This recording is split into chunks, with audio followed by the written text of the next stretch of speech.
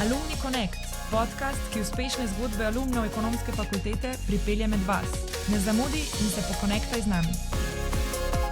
V današnji epizodi je z nami predsednica Lekarniške zbornice Slovenije, Darja Potočnik Benčič. Darja je svojo študijsko pot pričela na fakulteti za farmacijo Univerze v Ljubljani, kasneje pa je svoje poslovno znanje nadgradila na ekonomski fakulteti na magistrskem študiju Management v zdravstvu. V prostem času se rada udejstvuje športnih aktivnosti in si vzame tudi čas za kakšno radijsko oddajo, tako za strokovno kot tudi laično javnost. Darja, pozdravljena. Dober dan. Hvala, ker si uspela si nekako komponirati v svoj strpan urnik čas za tale podcast danes. Če se prav spomnim, ko sva se pogovarjala, si rekla, da v bistvu naslednji teden potuješ v Avstralijo. Drži. Na farmacevtski kongres svetovni. Tako, to je svetovni farmacevtski kongres. Vsako leto v drugem kraju sveta, na drugem kontinentu in res z celega sveta pridejo farmacevti, tako da je zelo zanimivo. Dajmo pol malo kar podebatirati o tem, v bistvu, kaj se počne na takih kongresih, no, kaj je v bistvu tvoja vloga in pa sicer sam koncept celega kongresa, kaj se dogaja tam glede farmacije. No, na tem kongresu sem jaz samo pasivni udeleženec, je pa, ker je svetovni farmacevtski kongres razdeljen na več področij, od lekarniške farmacije, bolnišnic, industrije, izobraževanja, celo farmacije v vojnih razmerah, tako da je zanimivo. Tudi oblike so različne, od predavanj, delavnic, posterjev in moraš pa seveda kar dobro pogledati program, da nekako uskladiš vse tisto, kar želiš na tem kongresu izvedeti in slišati. No, in zagotovo prinesejo kolegi pač različne novosti, od novih zdravil do težav. Recimo par let nazaj, ko sem bila v Glasgowu na kongresu, je bila ena od top tem odvisnost od opiatov v Združenih državah Amerike in nevarne kombinacije z drugimi zdravili. Takrat smo v bistvu res iz prve roke slišali, kaj to pravzaprav pomeni. No, potem so pač različna nova zdravila, novi postopki zdravljenja, nove možnosti izobraževanja. Srečaš se tudi s kakšnimi kolegi, predvsem se poznamo s kolegi iz Hrvaške, Srbije. No, zdaj, odkar sem na Lekarniški zbornici, jaz poznam tudi, ker je Lekarniška zbornica članica Evropskega združenja lekarniških farmacevtov, seveda poznam tudi te predsednike in sekretarje različnih evropskih združenj in tudi z njimi se srečamo na teh kongresih, tako da je res zanimivo. Kako pa v bistvu pol en tak vpliv oziroma znanje pridobljeno iz teh kongresov lahko se implementira, rečemo, v Sloveniji? Zdaj si omenila, se pravi, da je v Združenih državah Amerike je velik problem z temi opiati, ne? Kaj pomeni to za Slovenijo v bistvu? A imamo tudi tukaj kakšen problem mogoče te vrste?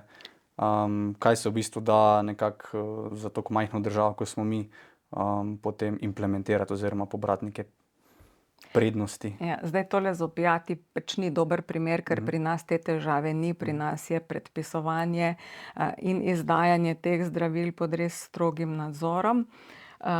Drugače pa recimo zdaj je ena taka evropska težava, pomanjkanje zdravil na evropskem trgu. In potem tukaj med sabo izmenjamo izkušnje okoli načinov obveščanja, zbiranja podatkov. Zelo si želimo, da bi prišlo tudi do enega olajšanega prehoda zdravil med državami, ponekod imajo, drugje več nimamo.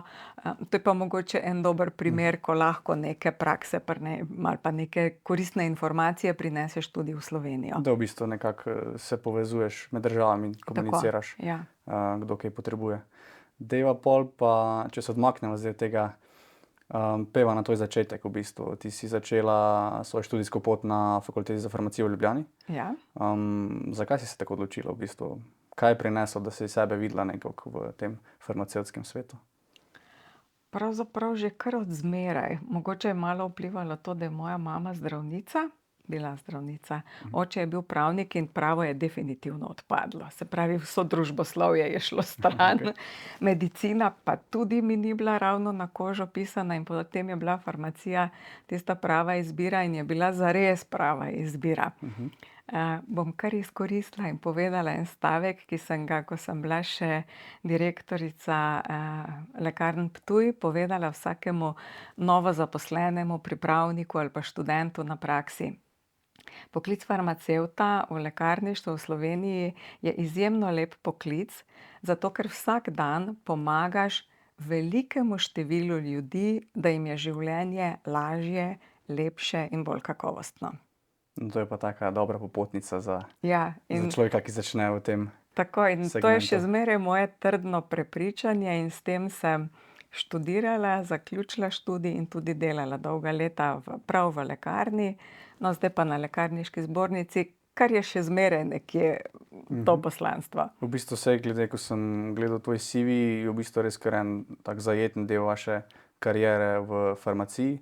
Sprva ste začeli v bistvu v bolnišnici, če se ne motim. Ja, res je. Dajva malo tako opisati, kako je v bistvu ta potek šel, se pravi, čisto od začetka, a ne, ker to je tudi zanimivo, se pravi, neka karierna rast, kako priti v bistvu čisto od začetne pozicije pa zdaj do predsedniške pozicije Lekarniške zbornice, v bistvu to poznavanje, koliko je to pomembno vseh segmentov oziroma vseh delov.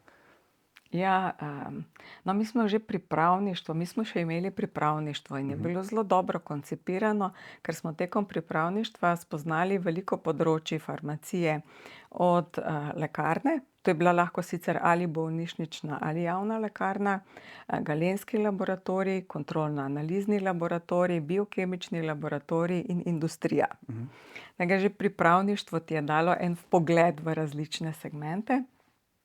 No, ko sem jaz zaključila študij farmacije, zaposlitev za farmacevte ni bilo. Danes jih iščemo z lučjo pri belem Danes je dnevu. pa problem, ja. Zelo.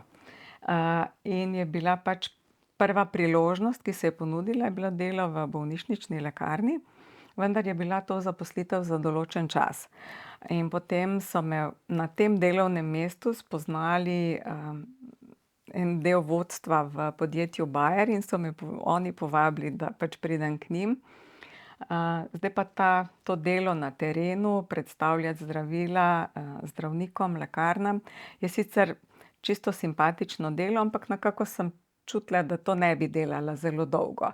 In ko se je ponudila naslednja priložnost za zaposlitev v lekarni, sem jo sprejela, ker ta stik z ljudmi, stik s pacienti je pač tisto, kar mi je bilo najljubše. A pa je v bistvu to, se pravi, ko se dela za Bayer, a je to kaj podobno, kakor vidimo v filmih, ko za kakšne velike te podjetja, kot so Pfizer, ko v filmih, se pravi, isto te agenti prodajajo, se pravi, a je to podobno v Sloveniji ali je to čisto drugače? Ne, to je precej drugače.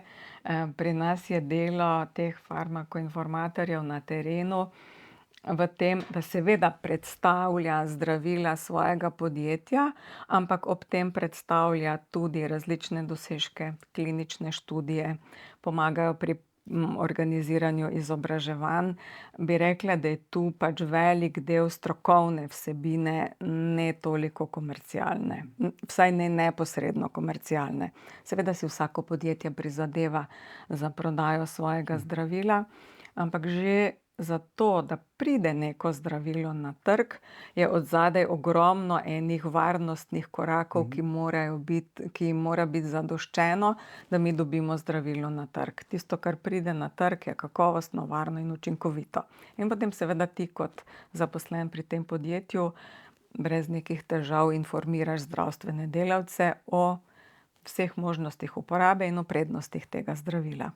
Se pravi, pol pa si rekla, da si se podmaknila od tega, ker v bistvu nekako se nisi čutila bolj to terensko delo, da ti ne bi ležalo, če sem prav razumel? Ne toliko terensko delo, bolj sem si želela stika s pacienti kot z zdravniki in ostalimi zdravstvenimi In potem se je v bistvu delavci. začela tvoja nekako začetna vstopna točka v lekarni Ja. na Ptuju, če sem prav razumel? Vmes sem bila zaposlena v zasebni lekarni, kar je bila tudi dobra izkušnja.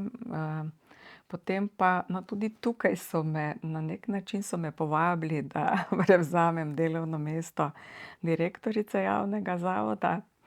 Jaz sem bila pravzaprav zelo pogumna, z malo izkušnjami s tega področja oziroma nič izkušnjami iz vodenja. In tista prva leta so bila kar No, zahtevna. saj zato me pa v bistvu tukaj lahko super naveževa. A je bil potem to razlog za odločitev za magistrski študij menedžmenta v zdravstvu tukaj na naši ekonomski fakulteti? Ja, zagotovo. Če bi bil ta študij na razpolago prej, bi ga tudi vzela že veliko prej. Takoj začutiš, kaj so tista znanja in veščine, ki ti manjkajo. Tako da sem zelo kmalu po zaposlitvi sem se vpisala tudi v eno tako kratko šolo vodenja, kjer sem tudi dobila ene tiste, recimo, osnovne informacije o vodenju, delu z ljudmi, poznavanju zakonodaje, poznavanju računovodstva, ampak to je bilo, če povem po štajersko, šnelkurs, ne. Ja. Potem se seveda kališ skozi izkušnje. Imela sem tudi veliko srečo s svojimi sodelavci, tako po strokovni plati kot tudi po tisti drugi, zlasti finančni. Tu sem bila seveda najšibkejša in sem še zdaj.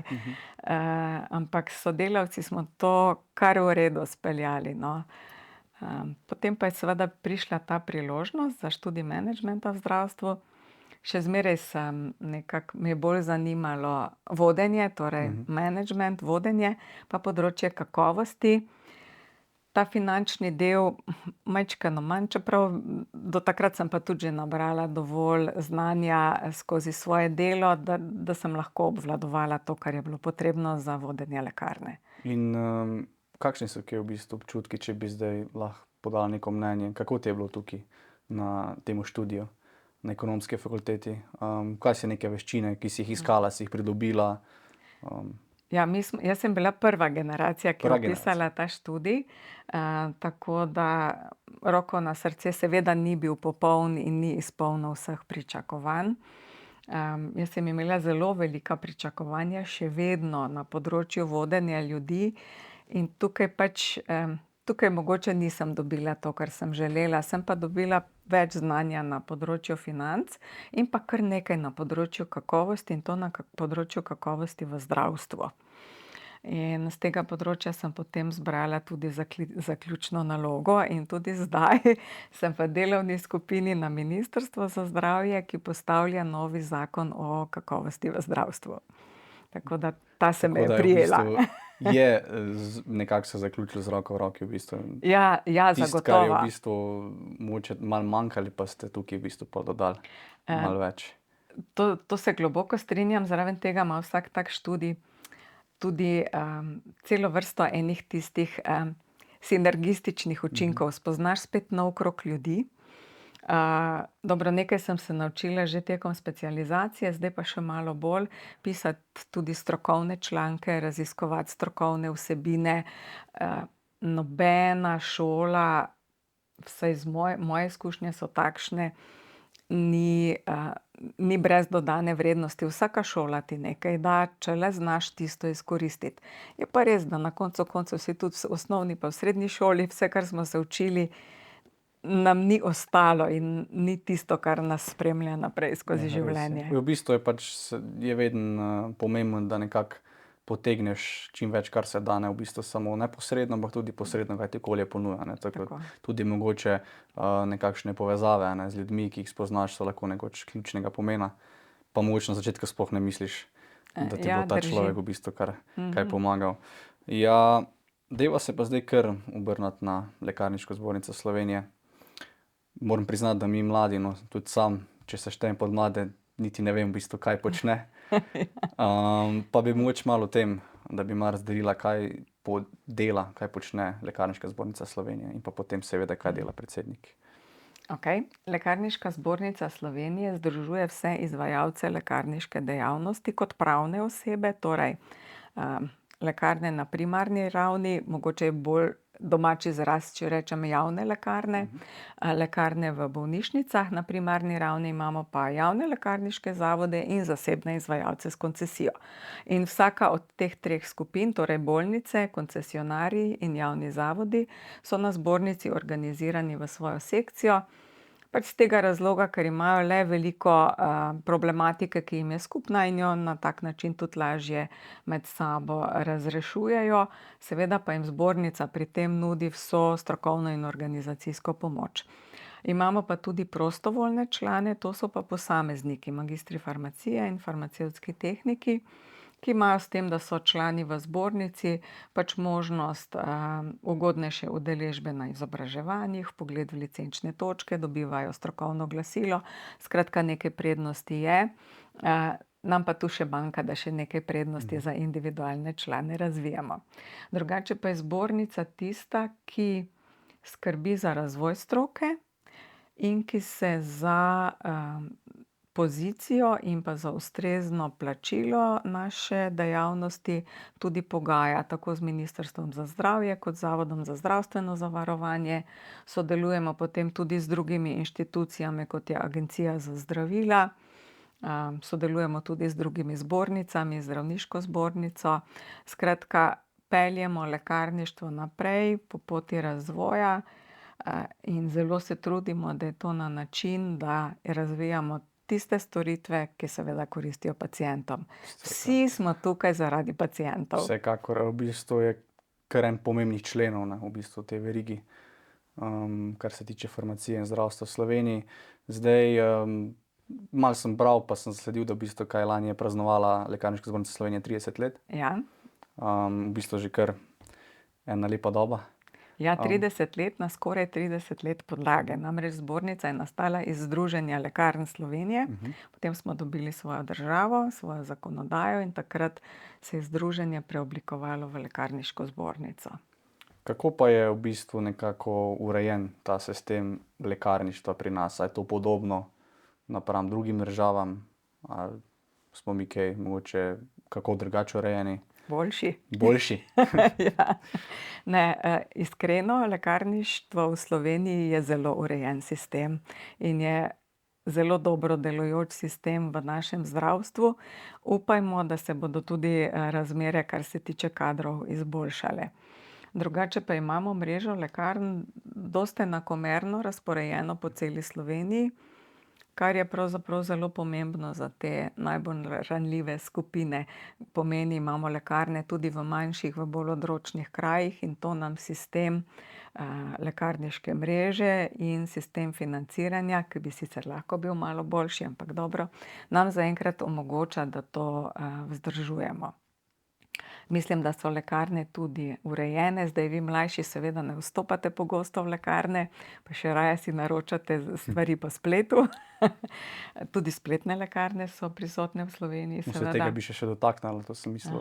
Ja, drugače pa lekarne so urejene, strokovnost kadra na visoki ravni, imamo kar en koncept vseživljenjskega učenja.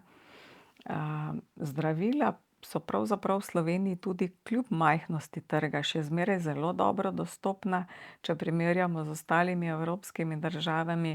Tako da jaz mislim, da si lekarništvo v Sloveniji zasluži pohvalo. Se strinjam. Zdaj nekaj smo se že navezali, v bistvu si omenila, da strmite seveda k razvoju lekarn, ne. Nekaj smo se navrgla na nas mlade, ko smo čedalje bolj online nakupovalci. Pa me zanima, kakšni so neki trendi, kam bo šel razvoj lekarn v Sloveniji? Ali pa najprej rečemo lekarn nasploh, pa potem v Sloveniji konkretno. Ja, zdaj ena smer so te spletne lekarne, vendar moramo se zavedati, da je zdravilo pa res poseben izdelek, ki mora do končnega uporabnika zadržati svojo kakovost. In glede na današnje distribucijske poti bi jaz nabavo zdravil preko spleta odločno odsvetovala. Mogoče se bodo te stvari, zagotovo se bodo te stvari s časom spremenile, ampak za zdaj te distribucijske poti pač ne praviloma oziroma zelo težko to zagotavljajo. Zraven tega mi seveda zagovarjamo, da zdravilo dobi svojo polno vrednost takrat, ko ga ti osebi vročiš z nasvetom. Tako da razvoj stroke gre zdaj pretežno v smer svetovanja, se pravi v smer storitev, ker ta logistika, ki pripelje zdravila v lekarno, je dovolj dobra, manjka pa ta storitveni del.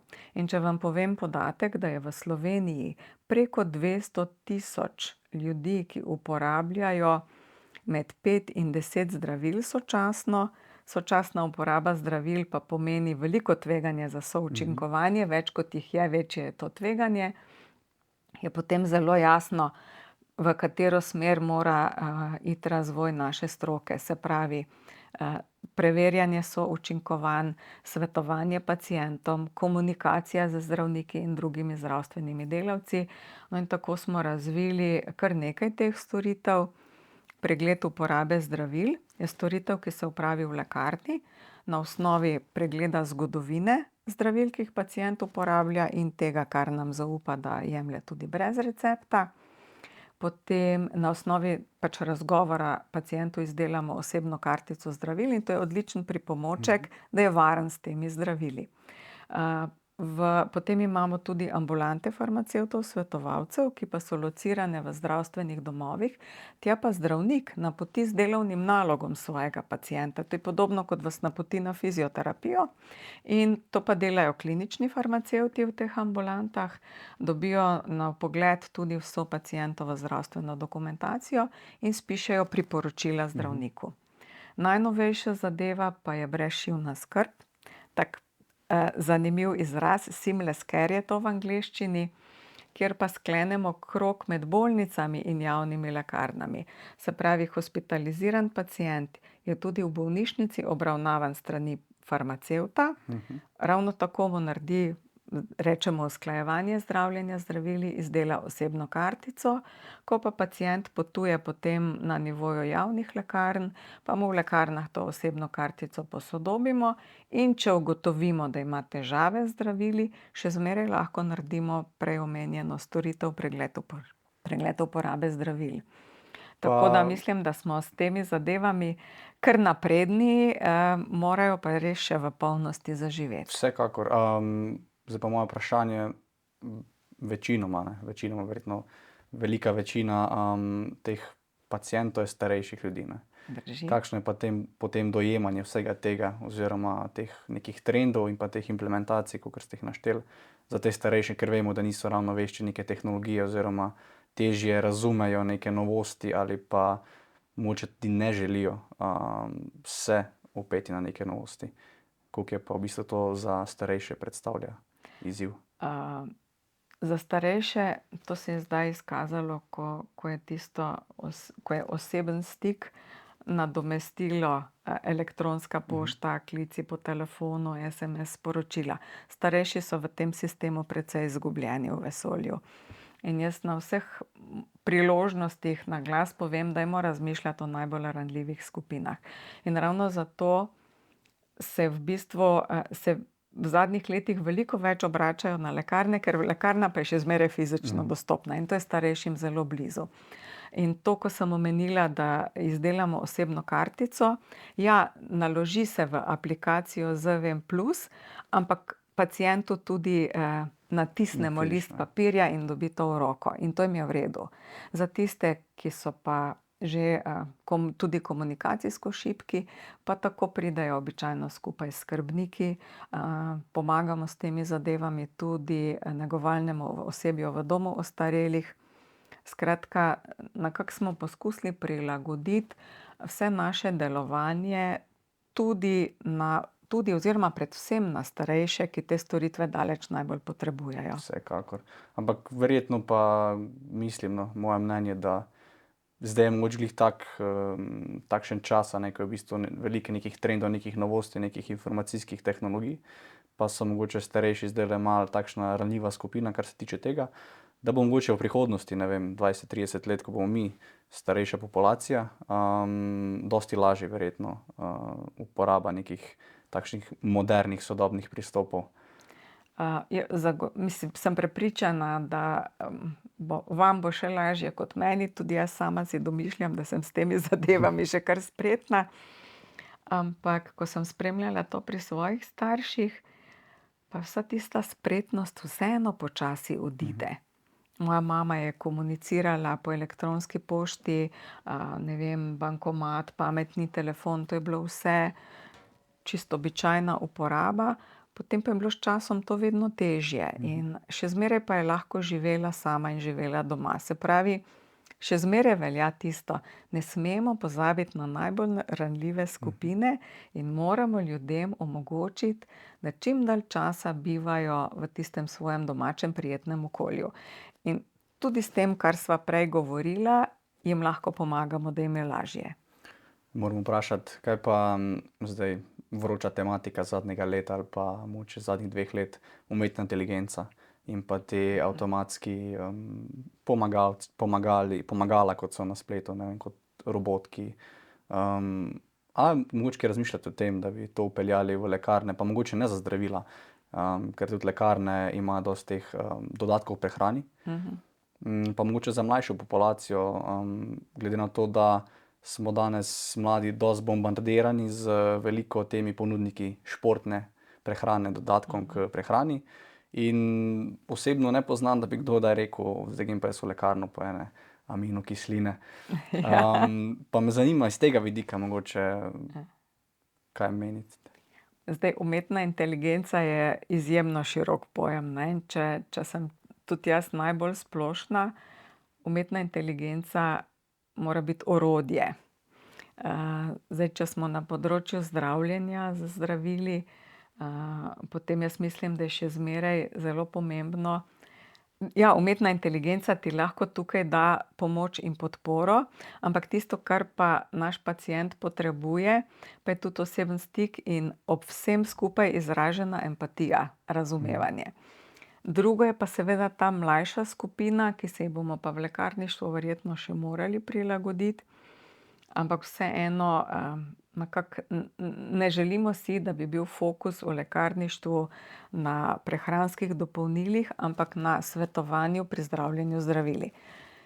Po drugi strani je pa spet v redu, če po nasvet o prehranskih dopolnilih pa tudi po nakup se pride v lekarno, zato ker tu je pa splet poln pasti. In ravno danes sem prebrala eno novico za to fenomenalno zdravilo Ozempic za sladkorno bolezen, ki pa zelo učinkovito pomaga zmanjšati telesno težo. Seveda je pri nas indicirano za zdravljenje sladkorne bolezni in ga ljudje iščejo po spletu. In nabavljeni ti izdelki po spletu so bili v, ne me čisto držati za besedo, ampak približno 65% škodljivi za zdravje. Vsebovali so težke kovine, v nekaj izdelkih celo strup za podgane. V teh prehranskih dopolnilih, ki jih kupujejo športniki, so velikokrat tudi nekakovostne sestavine. Ne veste, ali je tiste aminokisline, vitamina, minerala res v takšni količini, kot je deklarirano, kakšne kakovosti je. In zaradi boljšega učinka smo tudi že imeli primere, ko so ljudje nabavili, je v takšno prehransko dopolnilo, brez da je kjerkoli v deklaraciji navedeno, dodan tudi psevdoefedrin in tak športnik pade na doping testu. Skratka, te zadeve tudi niso kar vzeti kot neko idealno rešitev. Je le treba vedeti, kje se nabavi, kdo je proizvajalec, preveriti, kaj vsebuje in predvsem, ali oseba to zares potrebuje. Vse zato me zanima, ne, ker v bistvu vse te dodatki prehrani danes sploh zaradi teh, imamo veliko influencerstva, pa imamo veliko teh način zdravega, slog zdravega življenja, pa treba je to se prehranjevati, dodatek k prehrani. Ampak noben pa nikoli ne reče, da gre pa v lekarno kaj iskati, ne. Sicer moram reči, da vsaj na Ptuju je bilo tako, da so se športniki vseeno tudi pogosto oglasili v lekarni. In seveda so iskali vitamine, minerale, predvsem magnezij, no, tudi aminokisline. Velikokrat so prišli tudi po kak nasvet, tako da upam, da se bodo obračali na lekarne, ne samo za nakup, tudi zaradi nasveta. Ker splet je zdaj še precej nenadzorovana vsebina in poln pasti. In tukaj to boste vi bolj znali, vsi ti spletni naslovi danes so, jutri poniknejo, tako da tudi vsi ti nadzorni organi pregona velikokrat nimajo koga preganjati. Ja, dosti je teh spletnih prevar, Zelo, ja. ki prežijo na, mogoče, če nisi pozoren, tudi lahko sami se ujamemo, ne. Saj načeloma se mladi smatramo, da smo kar vešči spleta, ampak tudi dostikrat se verjetno kak mlad opeče na kakšni zadevi. Zdaj pa, če se nekako odmakneva od farmacije in lekarništva, pa pojdiva še na tvoje prostovoljstvo. Zdaj, poleg vseh aktivnosti, ki jih imaš pač redno, se pa še udejstvuješ v prostovoljnih zadevah, kot so, videl sem oziroma zasledil sem, da si tudi članica združenja Manager v Ptuju. Ja, Manager klub Ptuj. Manager klub. Ja. V bistvu, kaj počnete? Manager klub Ptuj je v bistvu klub menedžerjev, podjetnikov, tudi raziskovalcev, ki si in smo popolnoma apolitično združenje in si prizadevamo tukaj pa za dobrobit lokalnega okolja, pri tem, da se vključujemo v lokalno okolje, pomagamo drug drugemu, organiziramo tudi kakšna strokovna srečanja, se pa tudi družimo. 10 dni nazaj smo šli z električnimi kolesi po Halozah, tako da skrbimo za poslovni del, izobraževalni in tudi za ta družabni del. Potem nekako zaokrožena celota zdravega Ja. življenja. Tudi omenila si, da v bistvu zasledil sem, da zelo rada sodeluješ na radijskih oddajah, tako za strokovno kot tudi laično javnost. Ja, več let sem sodelovala na lokalnem radiu Ptuj, smo imeli redne radijske oddaje in tudi pisali smo v lokalni časopis. Jaz menim, da je ravno to, da je lokalni farmacevt povezan z lokalnim okoljem in lokalnimi mediji, ena zelo dobra zadeva, nekako se stopiš z okoljem in tudi pacienti te poznajo in te vzamejo zares za svojega, no. Zdaj pač pravzaprav me še kdaj pokličejo in kaj povprašajo iz Radia Ptuj, drugače pa predavam tudi na kakšnih strokovnih srečanjih, ja. Pa dajva še mogoče za konec par besed, kaj zate pomeni prostovoljstvo? Neko osebno mnenje, kako gledaš na to? Prostovoljstvo zame pomeni to, da narediš nekaj dobrega, zato ker si ti želiš, tam, kjer ti želiš, znaš in zmoreš in tega nikjer ne oglašuješ. Darja, najlepša hvala še enkrat, ker si se oglasila in bila moja gostja. Varno pot v Avstralijo. Hvala in hvala za povabilo.